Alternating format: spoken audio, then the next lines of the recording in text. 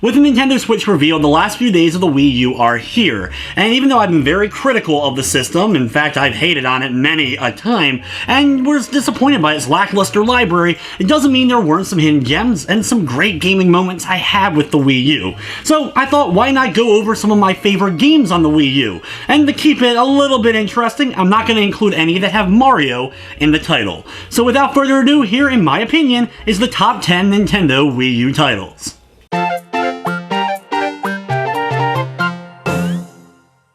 Just like with the Wii and Wii Sports, I spent a lot of time with my Wii U with the pack-in title, Nintendo Land. It was basically a minigame compilation that featured a bunch of different areas that were based on different Nintendo properties, including some really obscure ones. And it was mostly a teaching tool to get used to the Wii U pad, but I found myself engaged with a lot of the minigames that were included, especially like the Legend of Zelda one. I spent lots of hours, especially within the first few weeks of the Wii U launch, going back and playing Nintendo Land much more so than the other bigger name titles that came out at the launch of the system. And while it may not have been the greatest, Nintendo Land is one of those ones that I will always love.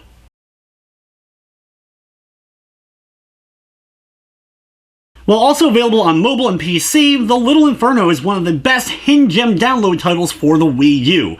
Basically, the whole world that you're playing in is a very cold and dark one, where heat is a luxury, and kids actually get a Little Inferno fireplace in order to burn their toys in. In fact, the whole game just takes place with you burning objects into the fire, and you actually can combo them in order to get higher points, and little bits of story are given throughout that kind of bring you into the world even more, with a nice conclusion that has stood out to me and made Little Inferno much more than what it appeared on the surface. If you're able to get a hold of it, this is one that I highly recommend checking out.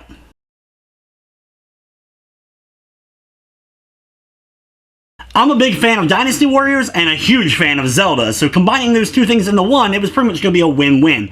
And while I do have some issues with the way it was executed, especially when it came to the split-screen multiplayer, with one person having to use the pad and the other person on the TV, with the whole image being degraded if you decide to play it co-op, still, single-player was a lot of fun, slashing through tons of moblin hordes with a big variety of Zelda characters that you got to play as, with really cool moves as well.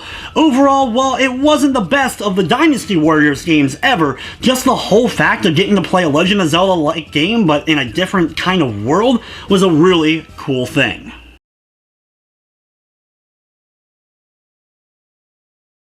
Being a big old-school NES fan, I loved NES Remix Volume 1 and 2.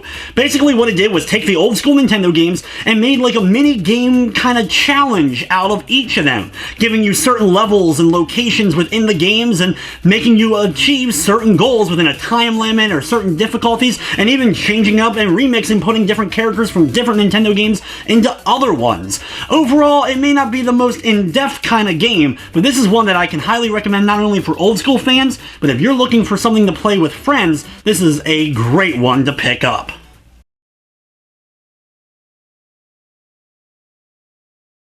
While Kirby and the Canvas Curse was not my favorite of the Kirby games ever, Rainbow Curse I thought was very well executed, especially with the Nintendo Wii U pad. Using the stylus to draw the paths for Kirby in order to attack enemies and make his way through all the different levels with all the charm that the Kirby games are known for, made Kirby and the Rainbow Curse one of my absolute favorite little action platformers, and one that I don't think gets enough credit for being actually a well-made title on the Nintendo Wii U. If you haven't had a chance to yet, I highly recommend picking up Kirby and the Rainbow Curse.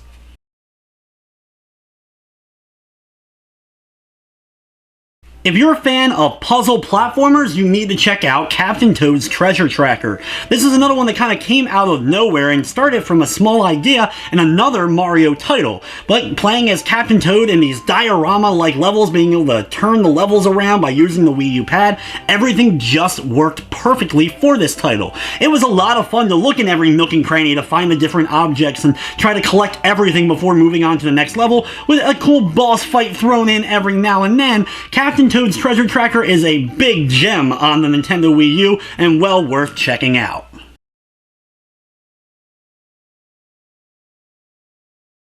Platformers are my favorite genre, and Yoshi's Woolly World is one of the best that the Nintendo Wii U and really any console has provided in the last few years.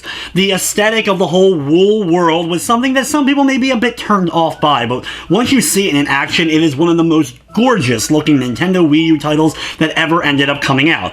Then you factor in solid gameplay of being able to platform and eat enemies and of course turn things into eggs, along with of course Poochie to join you for different levels, made Yoshi's Woolly World one of the best Wii U experiences I had.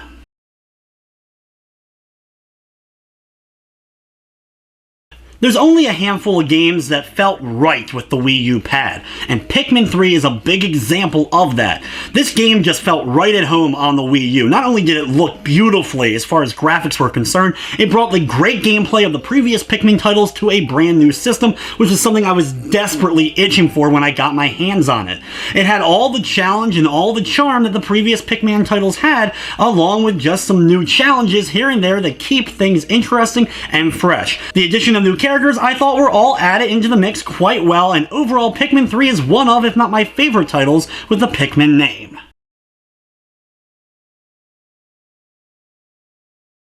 While I loved Yoshi's Woolly World, my favorite platformer on the system is Donkey Kong Tropical Freeze.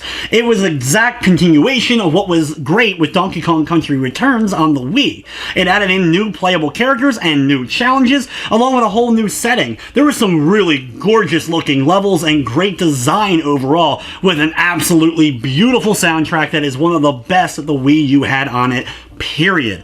If you like an old school challenge for platformers but don't necessarily want things too ridiculously hard or too ridiculously easy, I feel that Donkey Kong Tropical Freeze fits that mold perfectly and will end up being one of your favorite platforming games ever.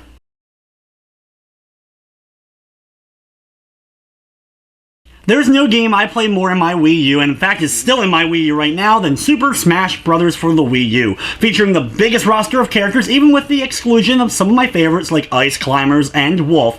It still had so many new levels and so many new designs and just little references to all these Nintendo franchises and even third-party characters thrown in that just made the game better than it had ever been before. I was a bit disappointed with the overall product with Brawl, but I felt they got everything right with Smash Bros. For the Wii U. It may not be as classic as Melee, and I can still go back to that one and have fun, but Smash Bros. On the Wii U is one of the best games to put on any time of day in any kind of social situation. You'll get people to get together and be able to beat each other up as their favorite Nintendo characters. There's a reason why Smash Bros. Is as popular as it is, and I fully agree that this is not only one of the best incarnations of the series, it is the best game that the Wii U ever produced. So there you have it, my top 10 favorite Nintendo Wii U titles. I know there were a few that weren't Mario related that I didn't include here, such as Bayonetta 2 or Tokyo Mirage, but unfortunately I just didn't get around to playing those particular titles, at least not yet. With the Switch coming out in the next couple of months, it'll be interesting to see where Nintendo goes, and just like with the Wii U, I'm a bit skeptical overall, but I will be picking up the Switch probably on launch, and hopefully I don't end up getting burned again. But anyway guys, that's going to wrap up this countdown. I'd like to thank you for watching, and of course I hope you enjoyed.